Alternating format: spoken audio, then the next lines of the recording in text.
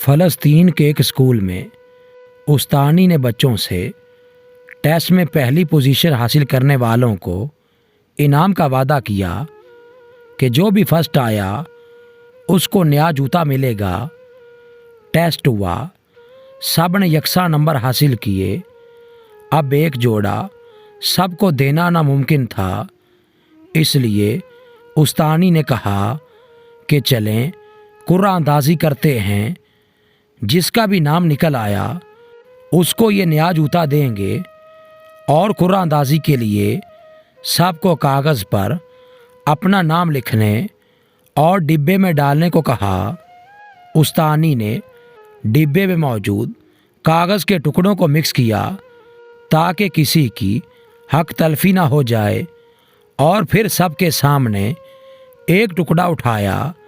جو ہی کھلا تو اس پر لکھا تھا وفا عبدالکریم۔ سب نے تالیاں بجائیں۔ وہ اشکبار آنکھوں سے اٹھی اور اپنا انعام وصول کیا، کیونکہ وہ پھٹے پرانے کپڑوں اور جوتے سے تنگ آ چکی تھی۔ والد کا سایہ سر سے اٹھ گیا تھا اور ماں لاچار تھی، اس لیے جوتوں کا یہ انعام اس کے لیے بہت معنی رکھتا تھا۔ جب استانی گھر گئی تو روتے ہوئے یہ کہانی اپنے شوہر کو سنائی، جس پر اس نے خوشی کا اظہار کیا اور ساتھ رونے کی وجہ دریافت کی، تو استانی پھوٹ پھوٹ کر رونے لگی کہ مجھے رونا وفا عبدالکریم کے جوتوں سے زیادہ دیگر بچوں کے احساس اور اپنی بے حسی پر آتا ہے۔ جب میں نے ڈبے میں موجود دیگر کاغذ کے ٹکڑوں کو چیک کیا تو سب نے ایک ہی نام لکھ دیا تھا، وفا عبدالکریم۔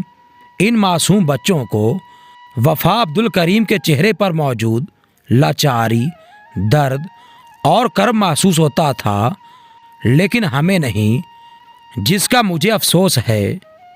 معزز سامعین و سامعات، بچوں کے اندر احساس پیدا کرنا اور عملاً سخاوت کا درس دینا سب سے بہترین تربیت ہے۔ ہمارے کئی اسلاف کے بارے میں کتابوں کے اندر موجود ہے کہ وہ خیرات، صدقات اور زکوٰۃ اپنے ہاتھوں سے نہیں دیتے، بلکہ بچوں کو دے کر ان سے تقسیم کرواتے تھے۔ جب پوچھا گیا تو یہی وجہ بتائی کہ اس سے بچوں کے اندر بچپن سے ہی غریبوں اور لاچاروں کا احساس پیدا ہوتا ہے۔